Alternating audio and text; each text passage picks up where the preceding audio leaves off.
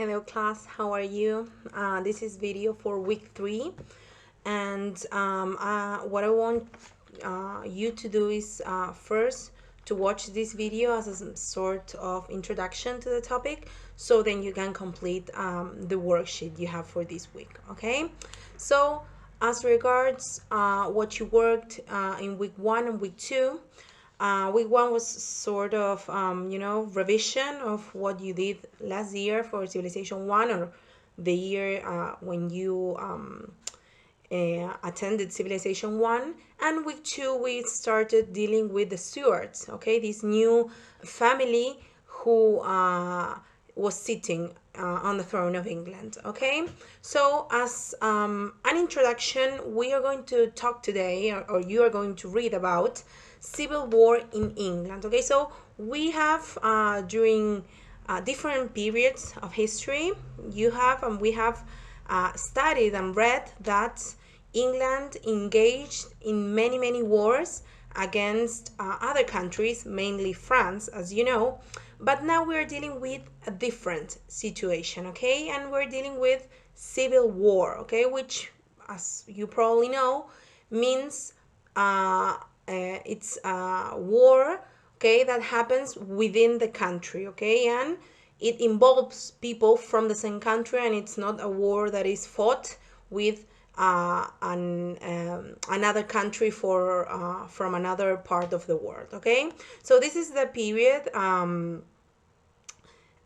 between the 1640s and the 1650s, okay? Let's see if this is working here, okay? So as you read in the previous chapters of the book, in the 1640s we have this period called the personal rule, and the one you're seeing now on the screen, that is Charles I, okay? So remember that personal rule was this period in which Charles was basically ruling on his own without any parliamentarian activity for about 11 years, okay? So he was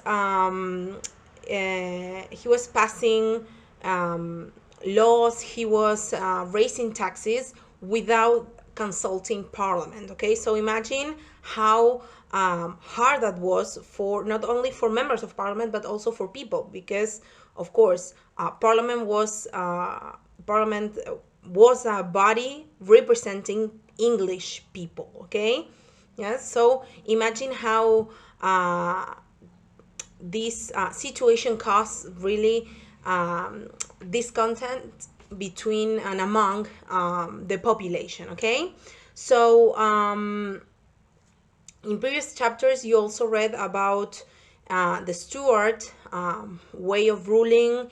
You read about economic crisis, you read about expenditure and how much money they spent in things that were not really necessary, for example, court life. You also read about monopolies, okay? So we see a more direct connection with other countries, not other countries, but other areas on the world, and how they trade among them, okay? So that's definitely something you have to pay attention to.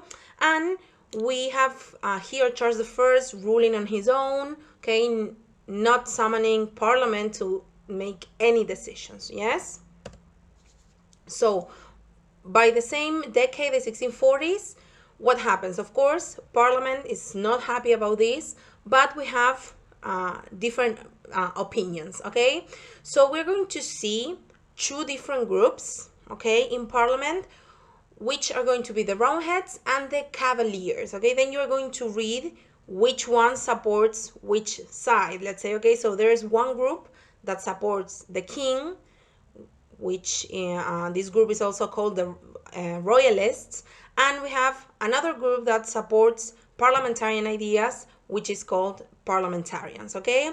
So this is broadly like the first draft of what later becomes the first political parties in England and in the UK, okay, in Great Britain.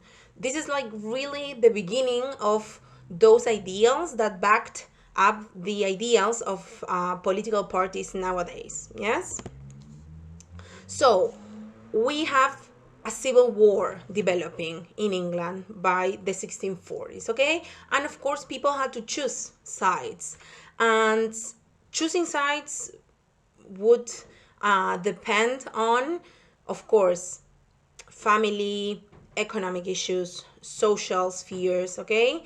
There were people, like common people, ordinary people, who supported the king, for example, but they were not the majority, and the other way around. They were like aristocrats who supported parliamentarians, okay? But this would vary from town to town or area to area in the country, okay? So here we are going to see in this map the area that the parliamentarians control. So they control, as you can see here, the south area. Here you have London below, okay? So London and the south part of England was really wealthy, okay, because of the trade ports here, okay, on the coast of the Channel. So it was really important to control the south part of the country, okay? And royalists, they control north, and they had really good communication or connection with Ireland, which was really, really important as well. Yes.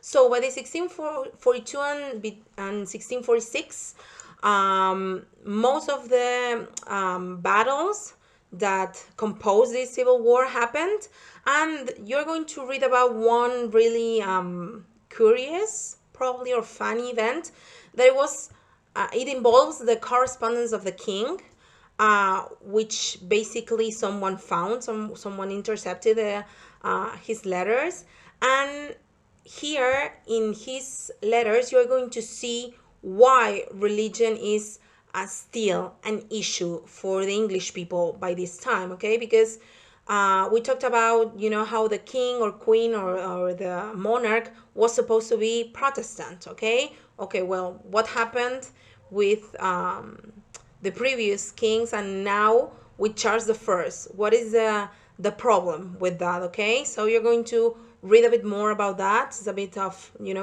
gossip.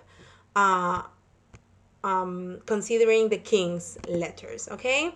And you're going also to read about the Solemn League of Covenant, which basically explain how Ireland and Scotland, mainly Scotland, were involved, okay, in this civil war, and how the Scots mainly participated in this. So we have Marston Moor, one of the biggest battles during the Civil War, and here you have this man who is Oliver Cromwell, okay? So you may recognize the last name Cromwell, which has been really important for English history. And then now we have another important Cromwell here, okay? He was the one leading the parliamentarians' forces in this battle, which was won by the parliamentarians. So the royalists really suffered here in this battle because it was a defeat that they were not expecting. Yes. So remember that we talked about these two groups, the royalists, the parliamentarians, and as any political group, the parliamentarians had problems within themselves, within their own group. Okay, so as they were against, this idea of totalitarianism from the king, and the king making his own decisions without consulting anyone, parliamentarians had problems too, and they were divided between the parliamentary Presbyterians and the independents. And you're going to read what were the differences between these two groups, okay? So you're going to read about that and which were their objectives, okay? See, next slide.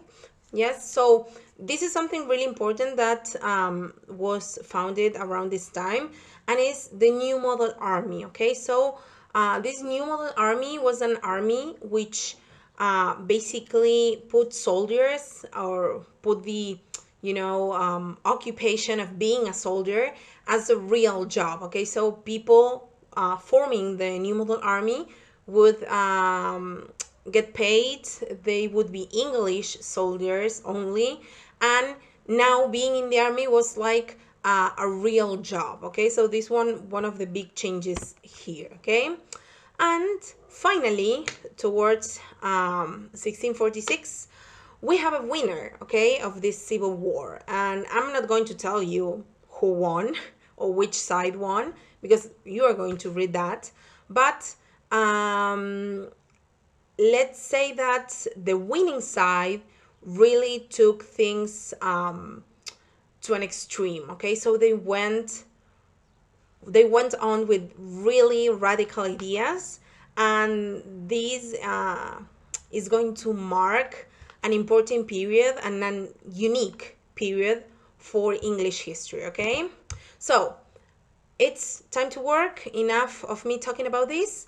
You are going to work on the activities proposed on the worksheet. There are three activities, and you have first a set of questions.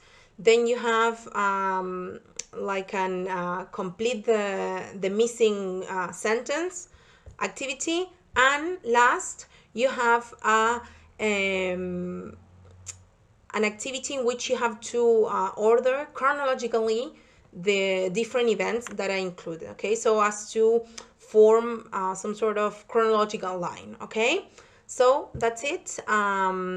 Then I will send you the keys for the mainly the last activity in your worksheet, but now we have things to do. Okay, see ya.